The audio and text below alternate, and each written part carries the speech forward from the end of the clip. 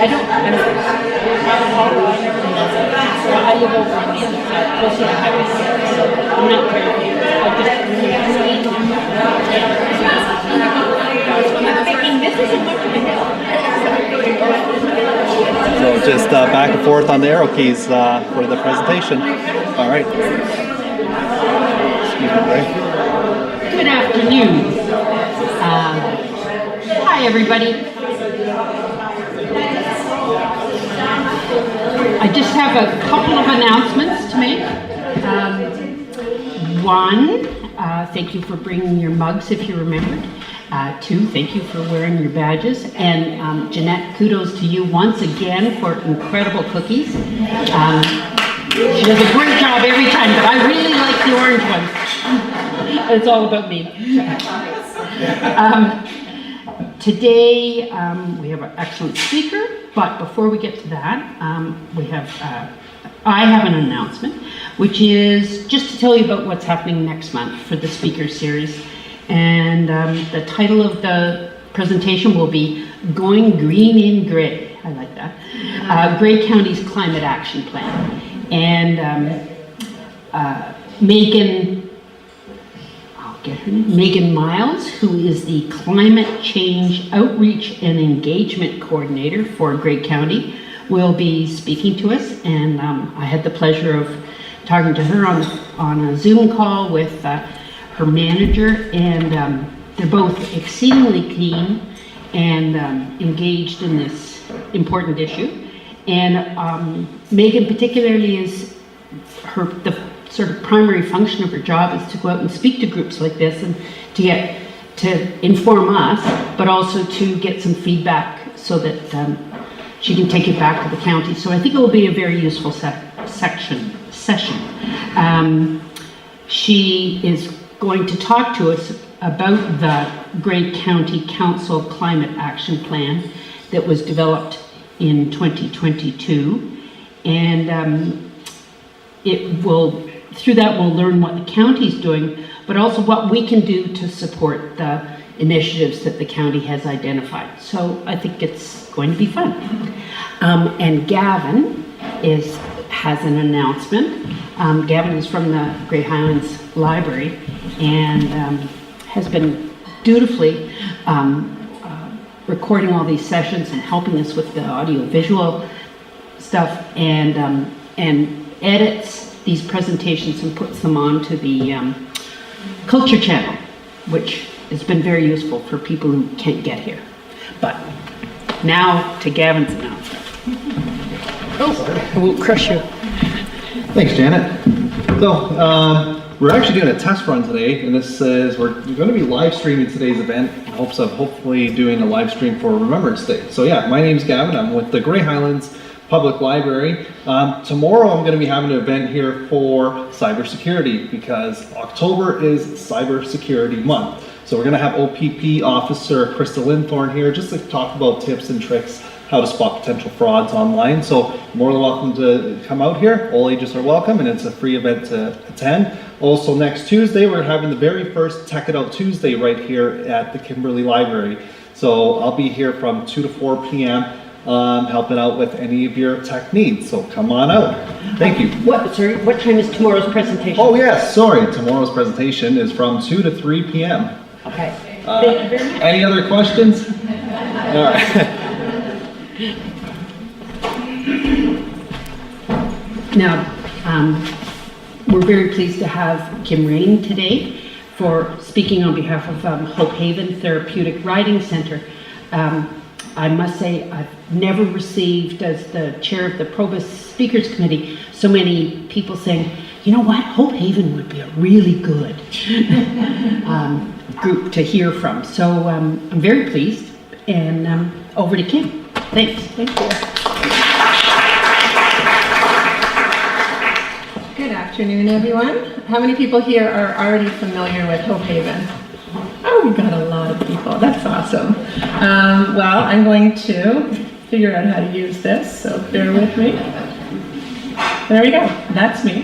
Let me introduce myself. I am pretty new to Hope Haven as an employee. I started in February of this year, but I've been a parent taking my daughter to Hope Haven since 2019. So it's been an interesting transition. I've been a stay-at-home mom for most of the last 18 years, going back and forth and dabbling in sales and project management, things like that. So when the job came available last fall, I thought, I wonder if they'd hire me, and apparently I was okay. So they hired me and brought me on. So I've been doing fundraising and event planning for Hope Haven since February. We recently had a really fun party at the farm on September 16th. It was the Hope Haven Hoedown.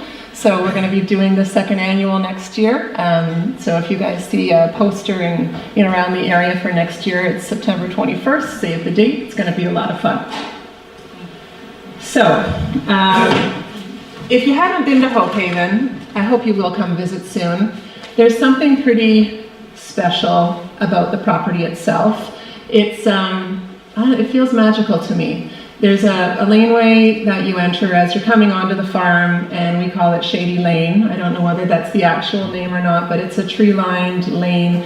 And as I'm driving up now as a staff member, and when I used to drive up just with my daughter, it just kind of put me in a place of, yeah, I belong here. We all belong here. So it's a pretty magical place, and that's just the entryway, for Hope Haven. What we do, for those of you who don't know, is we promote well-being. So we promote the well-being of individuals from a cognitive level, a physical level, an emotional level, and we only work with individuals who have diverse needs and disabilities. So that's a pretty broad statement. But you'll see as we get through the presentation what I mean by that. But it really is people who are exceptional in a way that, there aren't a lot of services for them in the mainstream world. The world is really built for typical people, whether it be, walking around, driving, transportation, traveling, therapies, and especially up here in a rural setting, there's just not a lot available. So as you learn a little bit more about Hope Haven, you'll get to understand why we do what we do and how absolutely magical it is. So I'm just going to take you on a little video tour. Hopefully this link works.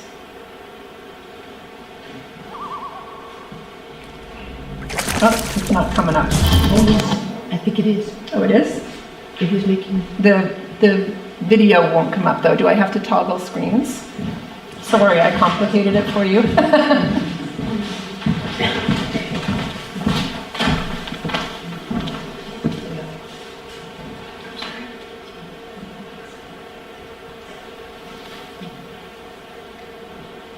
I have 3 like that. Is that going to mess you up?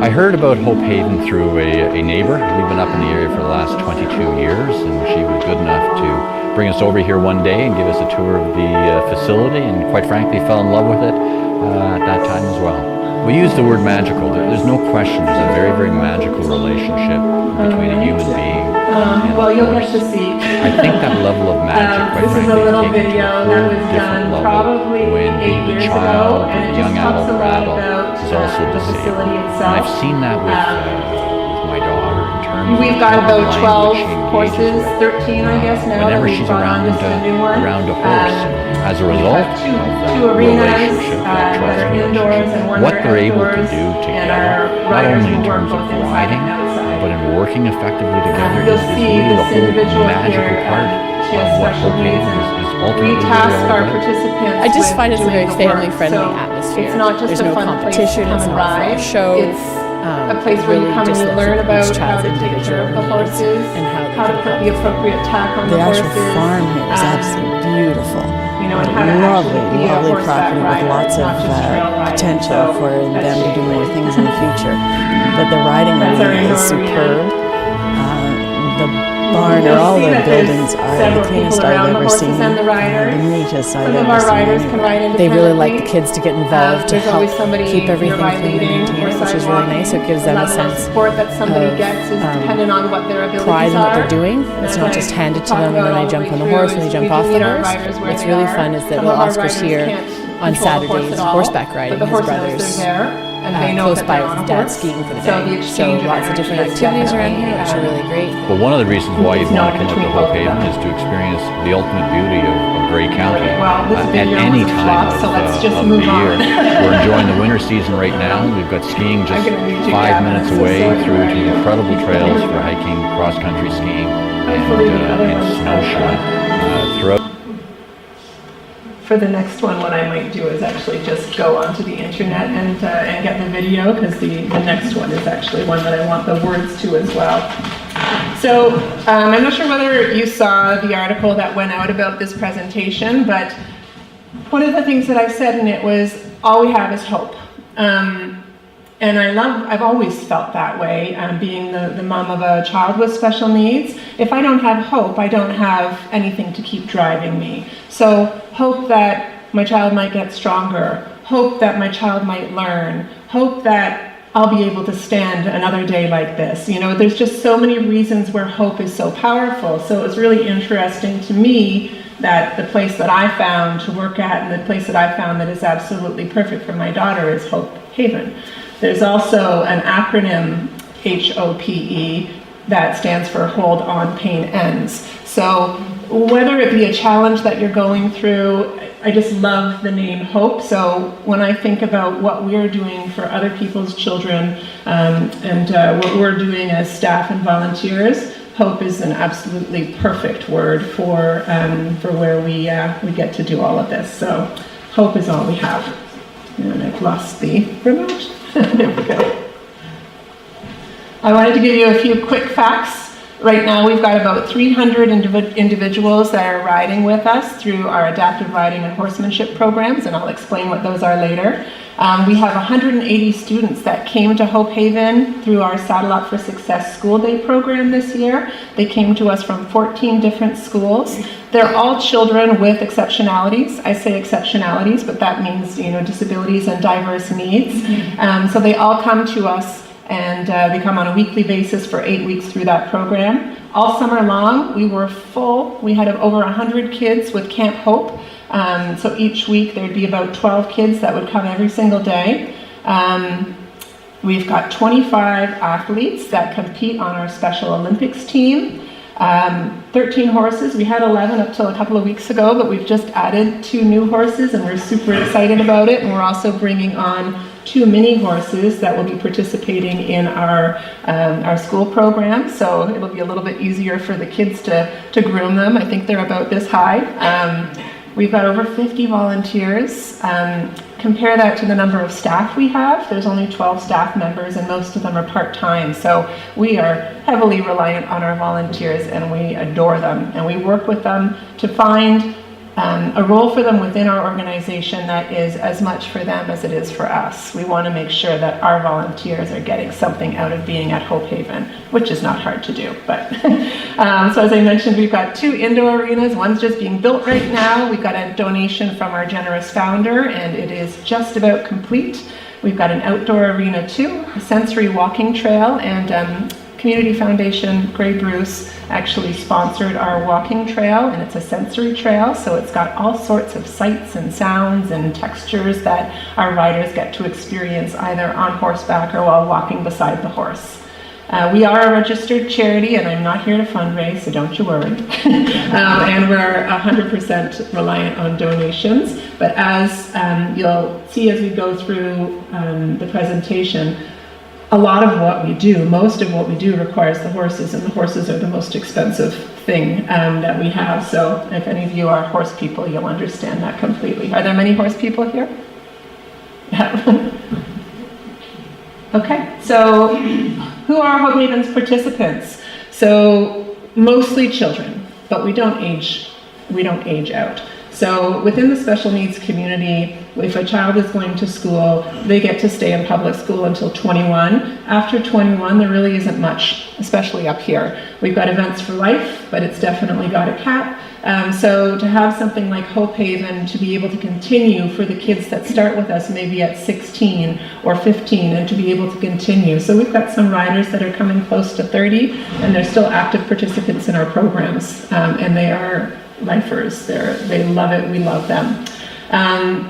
We really help people with all different kinds of abilities, so everything from Down syndrome, autism, PTSD, recovering from illnesses that they may have anxiety and depression from, spinal bifida. And some of the disabilities are not all that visible, so you might wonder, but a lot of it is, a lot of mental illness as well. So that's definitely grown a ton through the last few years. Our children and our teenagers have really, really been impacted by the isolation of COVID, and we've seen mental health issues go through the roof, and we're able to support them as well. So what makes a good therapy horse? This is Arwen, and he is a very good therapy horse. So when we're doing our school day program and when we're doing our camps, every day has a bit of a theme. Sometimes it's nutrition, where the kids might be making snacks for the horse. Sometimes it's creativity, as you see here, where we actually paint the horse. I can't believe how patient they are. They stand there patiently waiting as the kids just make them look all beautiful. But beyond that, they have to be social. They have to be able to connect with the people that are riding them, as well as the volunteers and the staff. They have to be consistent, calm, and patient. So sometimes there are going to be horses that actually get spooked. They're usually spooked for specific things. It has to be pretty consistent so that we can actually ride it. I actually spooked the horse that my daughter was on a few weeks ago, Abe, who's one of our Norwegian fjords. And I was just trying to be helpful, but they had gone into the indoor arena and the big door was open, and I just thought I'd be helpful and take the 2x4 and drop it so that Abe didn't try to walk out again, and I didn't let anybody know that was happening because I'm not a horse person and I'm just learning. Anyway, my daughter got thrown off, and she's okay because she was wearing a harness. So Robin, who's our physiotherapist, grabbed her and just plunked her on the ground, and my daughter stood there like, okay, I'm good. So anyway, they did say to me, yeah, he spooks when you do that. So it was predictable. The temperament has to be able to handle yelling, boisterousness. A lot of our kids, they do communicate by yelling and being quite loud because that's how they speak. Many of the kids that come to Hope Haven are nonverbal.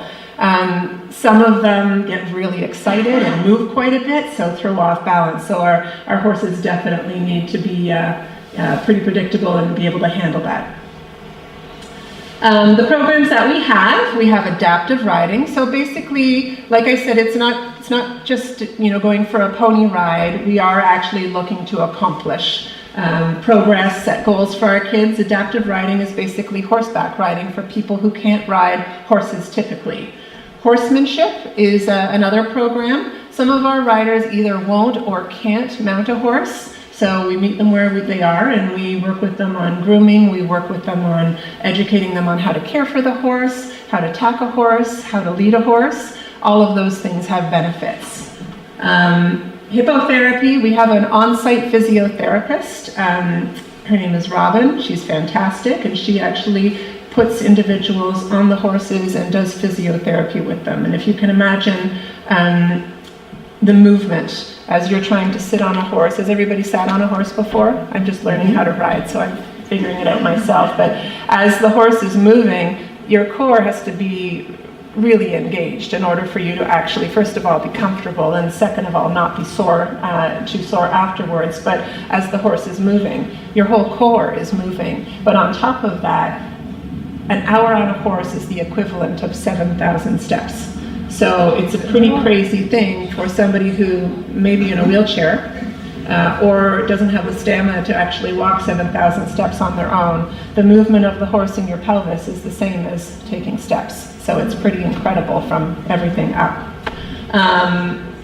Our Saddle Up for Success program is our school day program. Camp Hope is what we run in the summertime. Special Olympics, it's something that we've had in play since 2020. And then we have a recreational therapist that's on site, and she runs our school program and our camps, and she also does individual sessions. So horse therapy has become a pretty big thing in the mainstream world as well. There's many psychotherapists that are working with horses. It's a pretty amazing thing, and I didn't realize this until I actually hopped on the horse for my first lesson. And I'd rushed from dropping my kids off at school to get to Hope Haven, and then I got on the horse and it wouldn't do anything that I wanted it to do because my mind was shopping and doing laundry and doing all of this stuff. So it wasn't until I actually centered myself and the horse and I connected and I got present that the horse went left when I wanted him to go left and straight. So there's a real presentness that is required. I think that for me as a 50-year-old adult to be able to figure that out is one thing. For a child that's plunked on a horse for the first time because their parents think that it's good for them is another thing. And still the connection is there. They can all figure it out no matter what your ability is.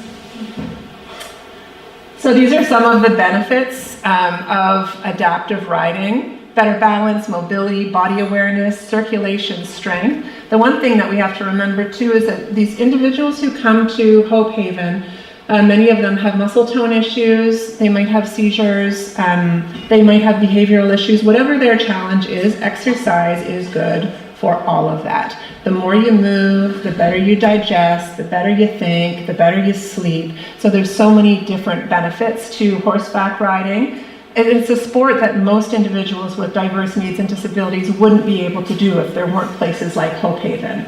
On top of it, there's interaction with volunteers, their peers through, if they're part of the Special Olympics program or camp or the school programs. It helps with self-esteem, team building, social skill interaction, and building confidence. So I was talking to somebody earlier about our school program, and there's some kids that they don't want to groom, others really want to groom. Some want to lead, others don't. We meet them where they are and we help them build the confidence to take that next step. So whether it's grooming, whether it's feeding, because feeding can be pretty scary as well, we just work with them to help them build their self-confidence and their interaction skills. And oftentimes we'll see one child working with another child to actually support them. So it's a really great environment to do that in. What did I do, Gavin?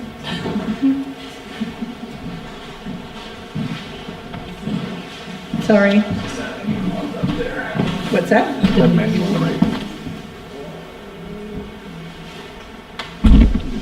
Okay. All right. So I'm going to try this parent interview again, Gavin. Sorry. Yeah.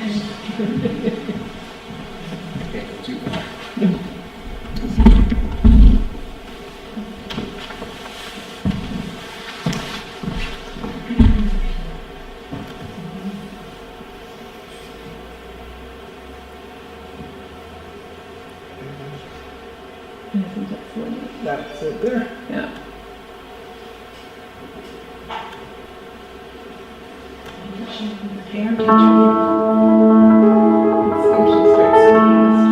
My name's Heather Galvin, and my son Oscar, who is 5 now, was diagnosed with cancer when he was 2, and over the course of 3 years was given chemotherapy that has done a lot of damage to his body. And one of the things it has done damage to is it's damaged his legs, the bone in his legs, and he's had over 20 epidurals, so it's a lot of scar tissue in his back. And all right, sorry about this. It was on the screen, it's one of the smaller ones to the right of the one you pressed, it was there. Okay. Do you want to? If you want to look it up here, we'll see if we can find it.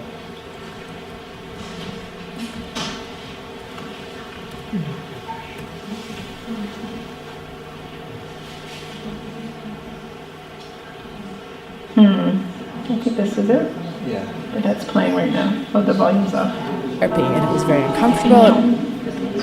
YouTube Premium is ad-free YouTube and exclusive access to all things VIP for super fans from the sofa. And in part of the recovery process, he was doing a lot of physiotherapy. It was very uncomfortable, it was boring, he hated it, he just didn't want to go. So my husband and I were looking for alternatives.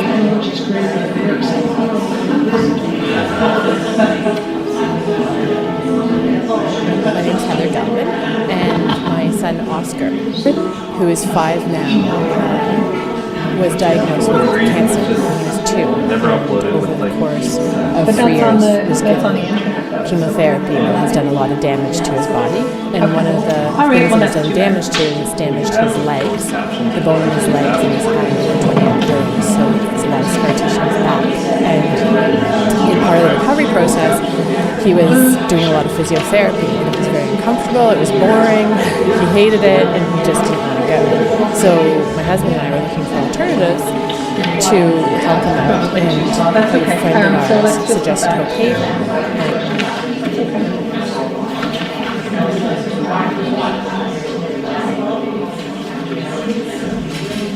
What if you turn the view?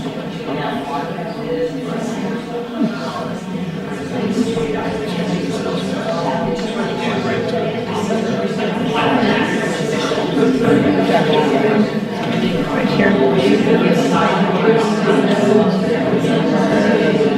Sorry, can you tell me?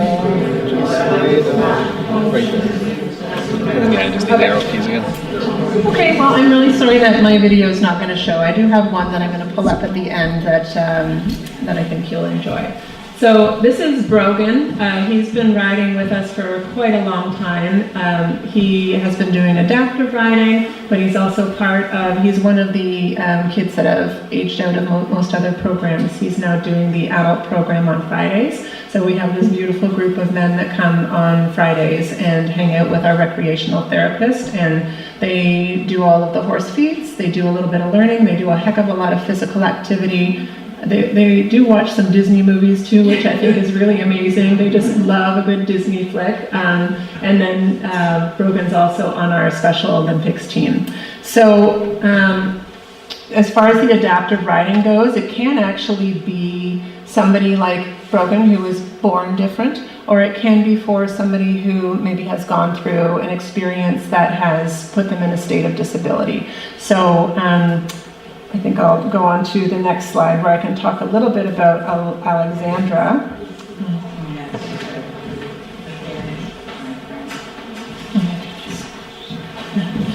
I am not tech savvy here, guys.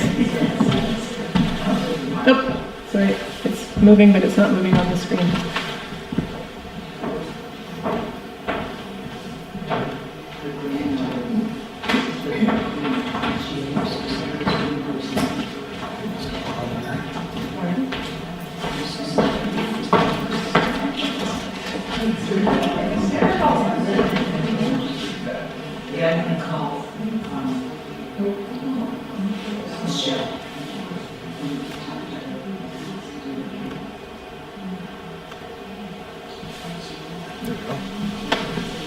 Okay, so Alexandra Richardson, I had the pleasure of meeting her for the first time last week, and it was a really interesting experience for me because I'd only experienced Hope Haven from the perspective of my daughter.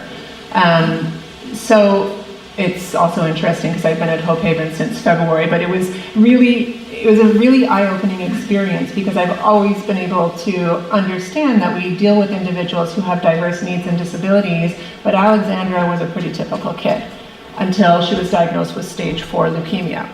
So she was in her first year of university at Lakehead University. She was an accomplished ballerina.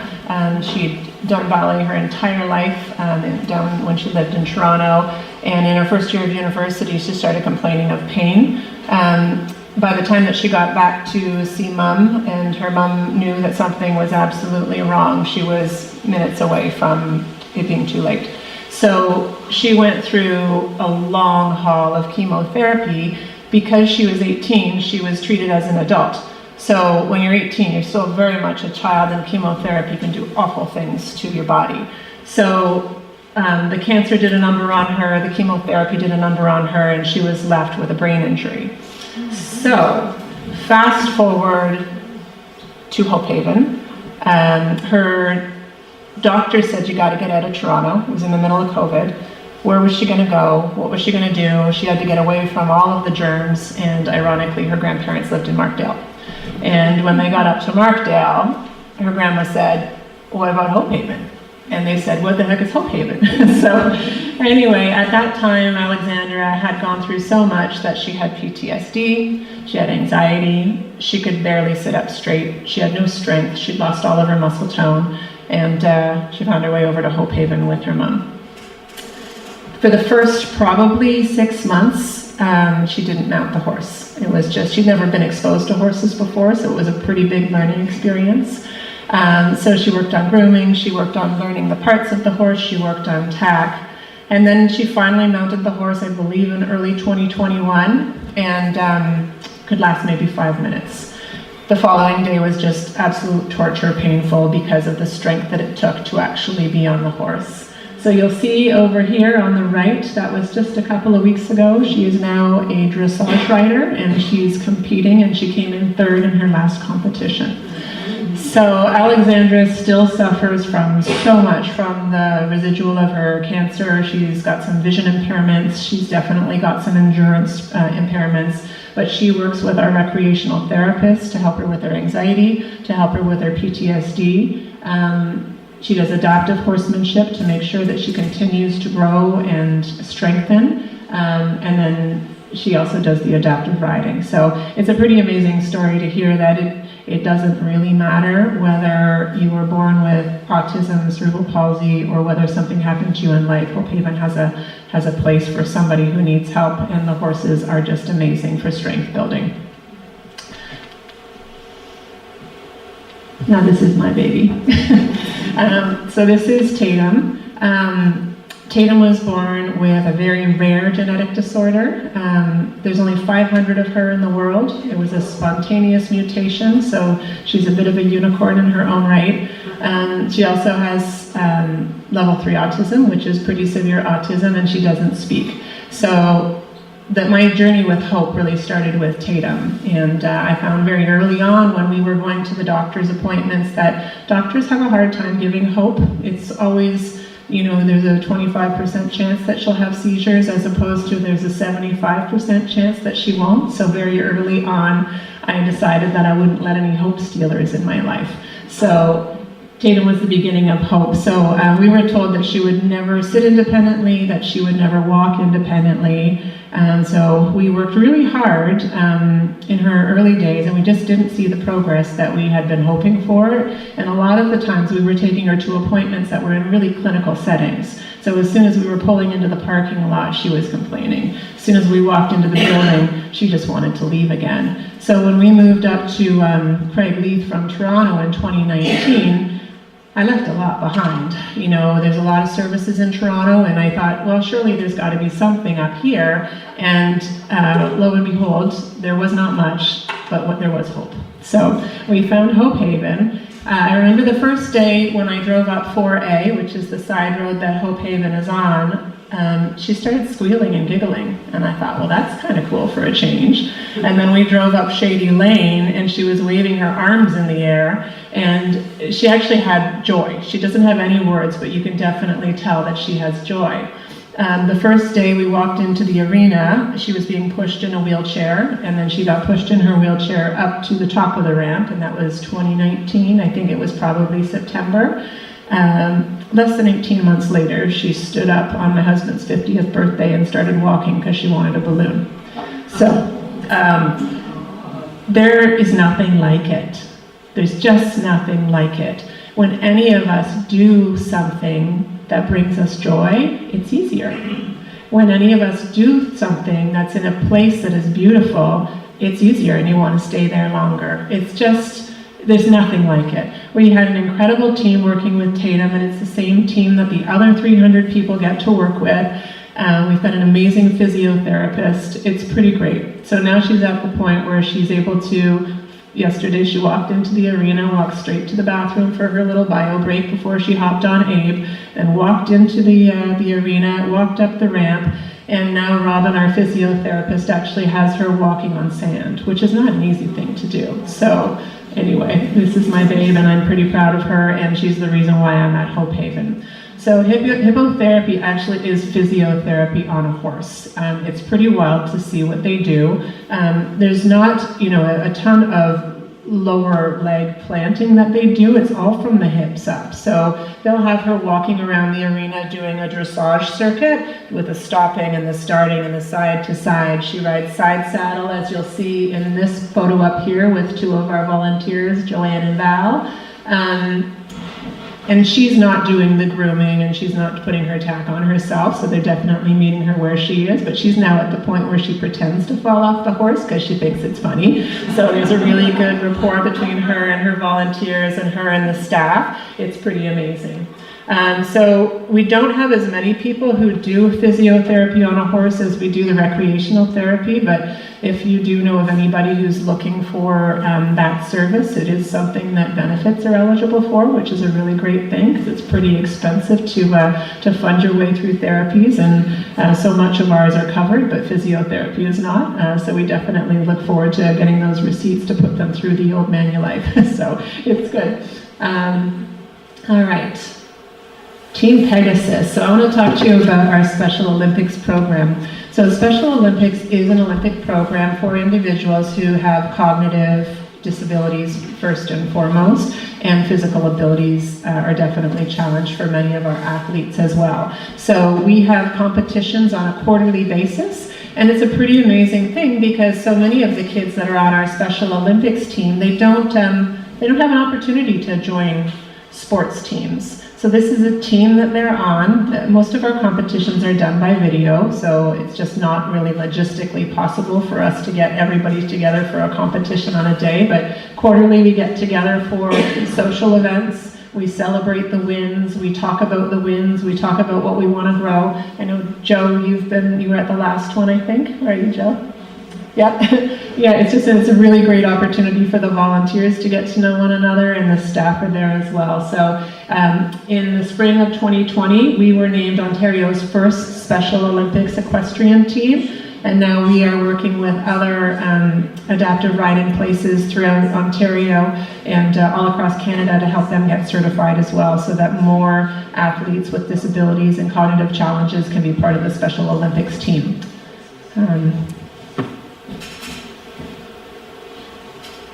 Okay, our Saddle Up for Success program is the other program that I was going to talk about, and it's a research-based school and day camp program, and it's for high school and elementary kids who have emotional, cognitive, and physical challenges. So public school system is not funding a heck of a lot of trips for kids in general, so it's an amazing thing to be able to bring the county classrooms and the developmental delay classrooms up to Hope Haven for a different way of learning.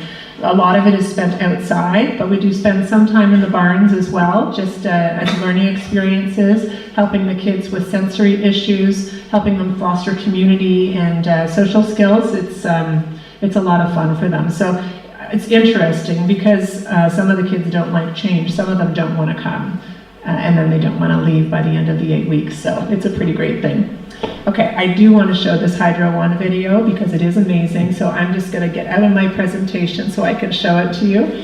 It was done, I believe, in 2022, and Barb Shepherd, who is my predecessor, was actually in the video. But it's an amazing way for you to learn about Saddle Up for Success. I chose Wix for my business because of its massive scope for functionality and freedom of creation. Being able to integrate and change and develop at my own pace. I offer a range of products and services to manage it. Aiden is a wonderful success story at Hope Haven. When I started here, I learned all sorts of stuff. It's just too small for most people to read.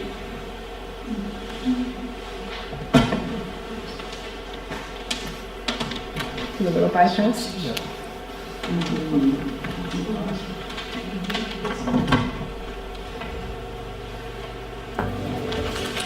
I always help with the horses. I learned how to groom them and ride them. I'm just connected to them directly. We started in our school program, and to watch him grow in so many ways over the years, his self-confidence, his self-esteem, his expression.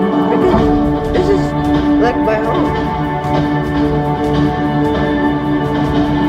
Hope Haven is magic. Alright, you guys, come on. This is such a remarkable facility that helps transform the lives of the people that come here. We We are a community resource for children and young adults and adults with diverse needs and disabilities. Shannon is our recreational therapist, and she is a phenomenal facilitator with these kids. And she'll say, okay, now we're going to go paint the horses. And it's so amazing to see, because here's what happens. Self-esteem, self-confidence, social interaction, happiness. These kids are running around having so much fun that everyone at Hope Haven has these smiles on their face. But we want to make sure that no child and no school has to pay for this program.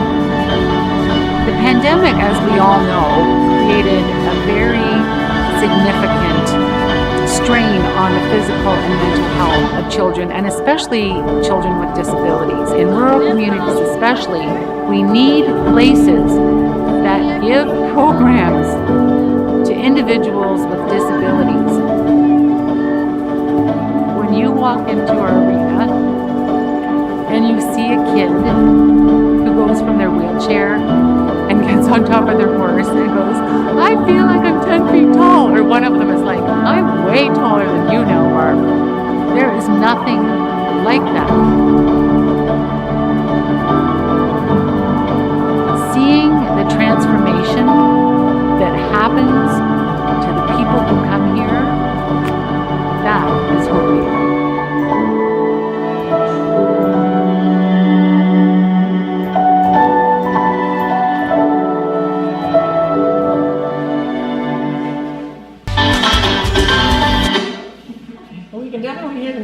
I hope we could all read that. Could everybody read the words? Hydro One was one of our big sponsors back in 2021, and they offered to do that video for us. And it's, if you go on the internet and Google it yourself, it's nice to have the words to go to it. I'm sorry that didn't work out. But yeah, it's a really great way for you to get a glimpse of what Hope Haven is all about, and what our programs are about as well. All right. So like I mentioned, we have over 50 volunteers. This is Bonnie. She's one of our volunteers, and we had some of our volunteers write testimonials a couple of weeks ago, but the consensus is that it's just a magical place. So it says it's a magical place where all involved receive back more than they ever can give. You combine a beautiful farm with wonderful horses and the warmest people, and you have the perfect volunteering opportunity. One other volunteer said, Hope Haven's my happy place, and I hear that a lot. I say that. Volunteering provides an opportunity to combine my education background with a love of horses and help riders achieve their goals. So if any of you are looking for volunteer opportunities, we have plenty. Some people aren't comfortable working with the horses. Some aren't comfortable working with kids. We can also meet you where you are and find something that might suit you. We have an incredible training program. Michelle, who's our volunteer coordinator, she's put together a program that actually empowers our volunteers so that we actually can count on our volunteers to, act like they're part of our team. So, they bring the horses in from the paddock, they get them groomed. The kids are left to us. We definitely do all of the programming, but the volunteers are there to show the way, and they're definitely well loved. This is Colton. For any of you who have ever volunteered at Hope Haven, perhaps you've met Colton. When he started at Hope Haven, he was terrified of horses. So he was one of the individuals that would not actually get on a horse. He's now at the point, as you can see, that he's actually able to sit independently and direct his horse himself. So his mom said, thank you to everyone at Hope Haven. Without each of you giving your time to this wonderful experience would not be possible. You have taken a young man who was afraid of horses and turned him into someone who cannot get enough time to be on his beloved horses. It's funny, Colton shares the same horse that my daughter rides, and that's Abe. And when we were at the last Special Olympics, there was no way that he was going to be sharing Abe with Tatum. So anyway, it's pretty funny. So, Hope Haven is a place absolutely for individuals that have disabilities and diverse needs, but it's also a place for parents. It's a place in this world where everything's best suited for those who are normal or typical. It's a place where we can go with our beautifully different families and our beautifully different children and feel accepted. You can have a conversation, sometimes while the other person's child is having a seizure next to you, and it's just kind of normal. Like, it's just a normal place to be. You know, to know that, you know, when your child doesn't respond when somebody says hello, it's not the only child that's not responding, and it's understood that they just don't use words to communicate. There's other kids too that, you know, they look pretty typical, and I think that's a really difficult thing in the regular world, to be neurodivergent or to have a different brain and to be in a normal world and to look normal. Imagine how misunderstood you must feel all of the time. So Hope Haven is a place where everyone is accepted. The volunteers, the staff, the kids, the donors, and, you know, as individuals who might be interested in learning a little bit more about Hope Haven, you belong there too, so feel free to give me a call. I would be happy to show you around the farm, introduce you to all of our beautiful horses. We've got 142 acres. We've got, gosh, probably about 15 paddocks, and the horses are just incredible creatures. So if it's even just that you want to come and check us out, because you'd like to have a day as great as we have every day we're on the farm, absolutely feel free to give me a call and I will show you around. So that is it. Thank you. Are there any questions? I'm very sorry about the videos. I really wanted those to play, so I'll maybe see if I can share the presentation with the group, and if you want to click on the links on your own computer, you can. Yes? Is there still a horse there called Faithful Old Fred? He was a known Fred, yes, Fred is there. Fred is, oh, he's 30, which I think is, yeah. So, do you? I don't think you're the only one. I was connected with this when Catherine started it. Yes. The lady who started this had a dream. Yes. And she'd be so happy to get it work. Yes. She did a job, I think, somewhere at $600 a week and came up here. And But I didn't actually talk about how we actually came to be, so that's a good point. So in 2009, I believe it was Catherine, she had this dream that she wanted to build a therapeutic riding facility in this area because there was nothing like it, and she wanted it to be a family camp as well and a respite camp, which would be amazing. she was going to build cabins. Yeah, and they never got built, but she put an ad in the Globe and Mail and looked for a donor. And James Gill ended up buying the property, and he still owns it and he leases it to us. She's since left and we've taken over, so we're run by a board of directors. I think there's 8 people on the board of directors. We got established as a charitable organization in 2010, I believe. And we've been going strong ever since. And there's been many different variations of what we are and what we will be, but we're now moving into a little bit more of a mental health focus, not going to take over, but we're doing equine assisted learning and hope to move towards equine assisted therapies. I have a secret dream that's like Catherine's, so I would love to have some sort of respite facility on site for families. Yeah. I'm still in touch with that. Yeah, so Fred is alive and well and amazing. Yeah. Last I saw our old faithful Fred, he was in a field with no grass and no hay because he tended to overeat. He does overeat still, yeah. Freddie, leave the grass alone, Freddie. Yes? Do you have a capacity, like, are you ever turning anyone away? We have, throughout COVID in particular, we had to turn a lot of people away.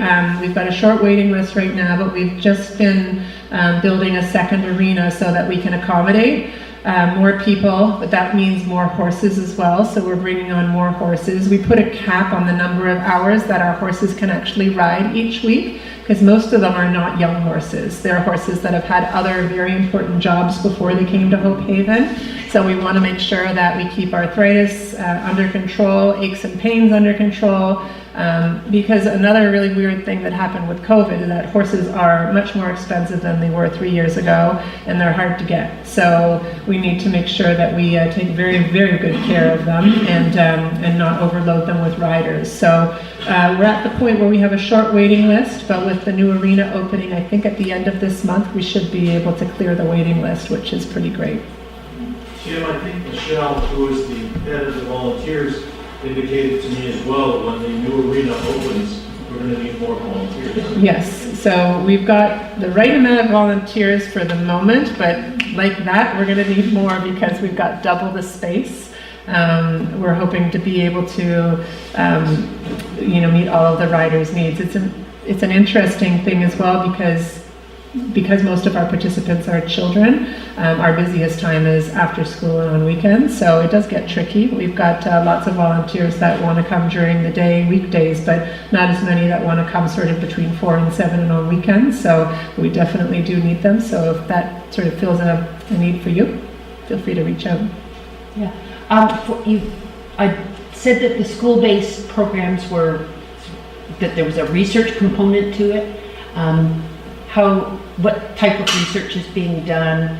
Is there any kind of research that follows the children and sort of demonstrates the efficacy of the program? When we set up the program, we wanted to make sure that it just wasn't daycare. So we wanted to make sure that the programs that we were running with the children were when they say research-based, they're statistically proven to improve social skills, reduce anxiety. So it's all linked to the equine-based learning that I can get you the paper if you're interested in it. I don't have a lot of details on it, but it was based on equine-facilitated learning. So every part of what we do, school day program as well, includes the horses. It may not, they're not inside the barn, obviously, or inside the arena where the kids are learning, but if we're going to be involving them in the learning, it would be outside. Anyway, I'm going to get you more information because I'm rambling on this one. No, that's okay. Well, I was just wondering whether you had ever teamed up with Bloorview Macmillan in Toronto or Geo I don't know actually. Children's hospitals to do some really sort of substantial research on to demonstrate the efficacy. I don't have I don't have an answer on that one, but I will say that one of the parent interviews that was up there, as well as from my own experience, I've had doctors say to me, and the other mom did as well, "What are you doing? How is this possible? How is so much progress happening?" So it would definitely be worthwhile. I think the tricky thing is with things like this is that you have to have a pretty big pool of children to do a research. Anyway, it's worth looking into. Yeah. I'll talk to you. Anybody else? Yes? I wonder if they have any connection with Rebecca on the 7th line out of Meaford. She runs a horse rescue place. She has an overload of horses right now. Well, if you want to send me her information, I'm not sure whether they've spoken with her. And have you got a business card? I do. Yeah, I do. Well, my presentation was going to be longer, but I'm sorry about that. I don't know if you can answer this because I know you're new, but the CBC show Still Standing, he was really into Hope Haven. That was one of the things that he was really dwelling on in that show. Did you get any kind of positive feedback or donations or people coming forward as a result of that show? We did get lots of donations, which was wonderful. That was funny. It was one of the clips that was in here was the Still Standing video. Is everybody familiar with the CBC Still Standing show? It's so funny. So Mark Dill, I think, was put back on the map because of that. So it was so great to see that Chapman's got featured, Susan's Deli, I think Susan's Deli was featured, and then Hope Haven. But yeah, we got lots of great publicity from that. And then Alexandra, who I talked about earlier, who has recovered from her leukemia, she was on that as well. But yeah, we got lots of great contacts. So yeah, thank you. Yeah, it was amazing. It was funny too. Well, any other questions? Oh, yeah, just back on the school board stuff. Did you say that the schools don't pay? No. So the funding that we raise covers the cost of the kids coming up to Hope Haven. The buses have to be paid for, so often Rotary, things like that will fund the buses, but we cover the cost through our fundraising to bring them up. And what boards do you have an association with? Well, it's Simcoe and Grey Bruce right now, so we have kids that come from as far as Shelburne, Wasaga Beach, Owen Sound. So they do travel quite a distance. I'm pretty sure that for Owen Sound it's almost an hour, and for Wasaga Beach it's nearly that as well. So, but it's a great day. The kids usually, excuse me, get to the farm around 10 o'clock, and they usually leave around 2 o'clock, and they're nice and exhausted to head home to mom and dad. We have lunch there as well. Yep. And just one day? Like 1 day a week for 8 weeks. Oh, okay. Yeah. Yeah, and there really aren't, you know, a lot of field trips that are happening in general. I know that within the Simcoe board, my daughter's not doing many, so it's a really great treat for them, especially when the schools don't have to worry about raising money. So we want to make sure that the kids who come to the school program never have to worry about it, because the correlation between having a child with a disability or special needs and never having enough money is quite high. So, yeah. Yes. Just a couple things. The one fellow I mentioned to you, the his mom call you, he's homeschooled. Is there a link that if she could get him to a bus trip from school, if he could join that for a week? I think we'd have to look into that. I know that there's a homeschool coalition sort of in the Grey Bruce and Simcoe areas, so I'm sure that they could definitely sort it out. It's not a matter of us not wanting to support different school boards, it's just convenience-wise or distance-wise. Simcoe and Grey Bruce are the boards that we support. But if there was ever a homeschooling group that wanted to come up that had disabilities and diverse needs, absolutely we'd be able to help them out. Right. And I'm friends with Alexandra's family. How are you? Specifically Grandma, who's Rose. We Bible study together in the same church, Ansley United. They're just ecstatic. They love it. It's with what Hope Haven has done for Alexandra.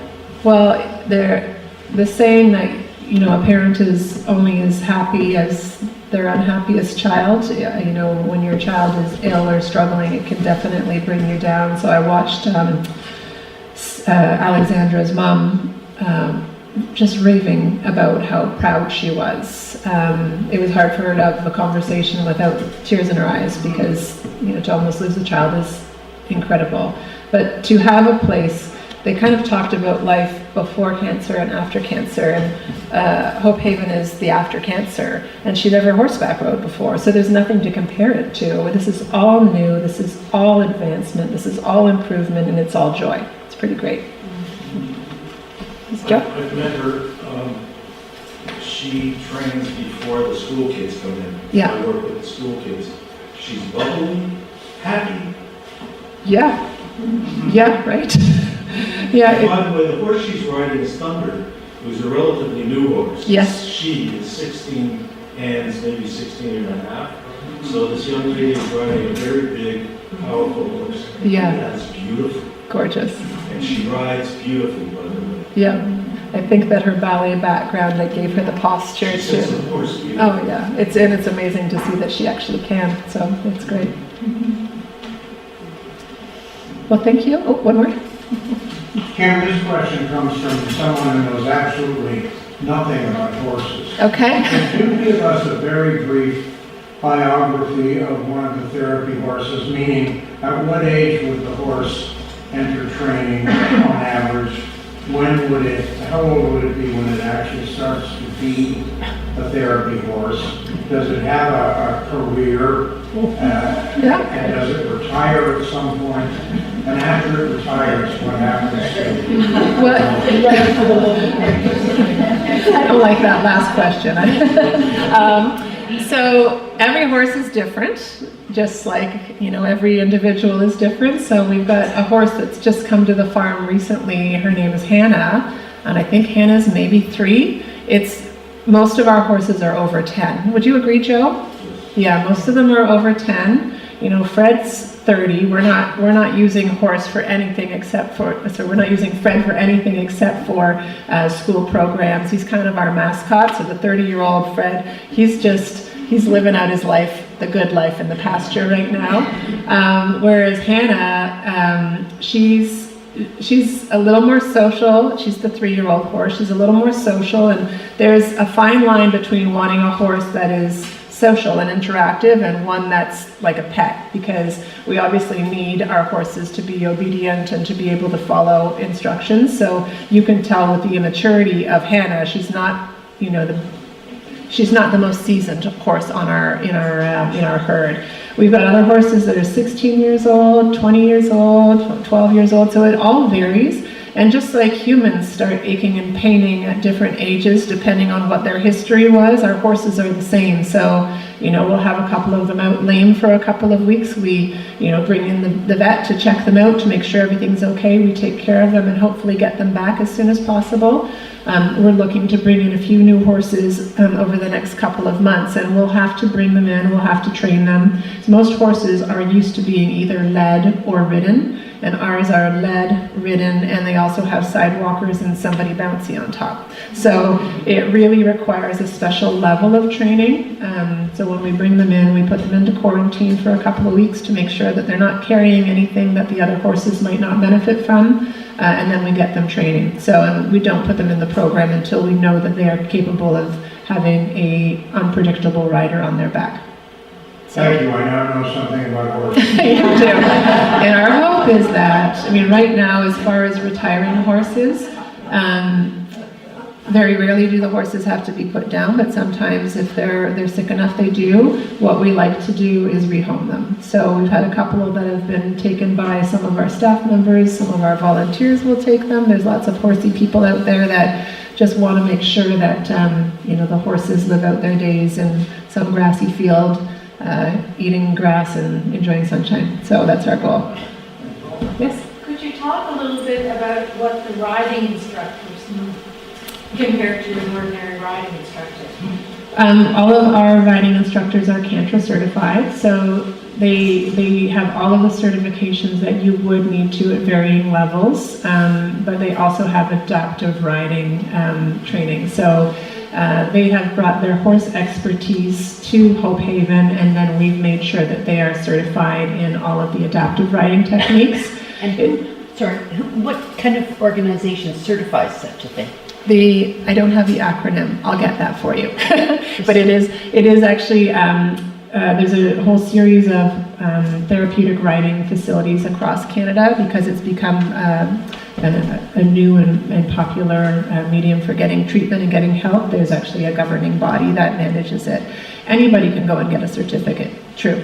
But we have high-level certifications, and because we're a charitable organization as well, we're held to a higher level of certification. So I can get that information, but I don't have it off the top of my head, sorry. Thank you. Yes? I'm just curious, and I know horses are expensive, but I mean, living up here, there's horses everywhere. And, you know, 50% of our community are Mennonites, and they've got all kinds of horses. And I'm wondering, is there a possibility that you could get horses that have come to the end of their usefulness, say as a field horse, donated to you? Or, you know, if somebody wanted to donate a horse that they weren't able to use anymore, could they get a charitable receipt for it? Yeah, absolutely. Yeah, donations in kind. So the next question is, does it happen? It does. Actually, there was a horse that was donated to us, just a portion of the horse was donated.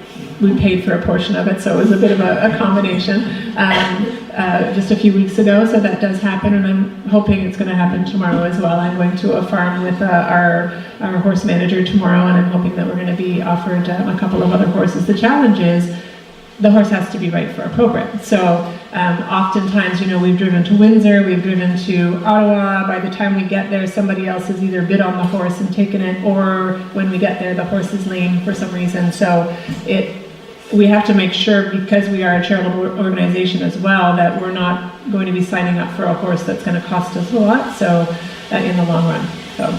And what would be the approximate cost for keeping a horse for a year or a month? Or? For a year, over $5,000. So that includes care, keeping. So for all of the horses that we have, we just started a new fundraising campaign for that purpose alone, so that we can make sure that our horses are taken care of. A lot of the grants that we apply for are not for capital items such as horses. They're for specific programs or building a fence. So we've just started up a Happy Herd program where people can actually specifically sponsor a horse for the year. So we've got 1 out of our 13 horses sponsored so far. So I've got my work cut out for me. Anybody else? Well, thank you so much for listening. Sorry for my technical challenges, but that was great. Thank you.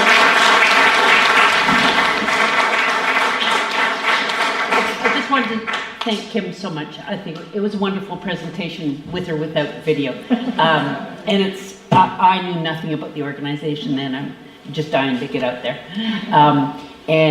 Probus will be making a donation to Hope Haven in the amount of $300. Thank you. Thank you. And I do welcome you to come up if you'd like a tour. It really is a great place to come and spend a couple of hours. I'd love that. So I hope you'll take me up on it. Yeah. If we want to do that, do we have to make arrangements ahead of time? It would be a good idea. I'll leave a few of my cards up here if anybody wants to grab a card and come on up and see what it's like. I'm happy to show you around. And if I can't, then one of my coworkers definitely will. Anyway, thank you, everyone. Thank you.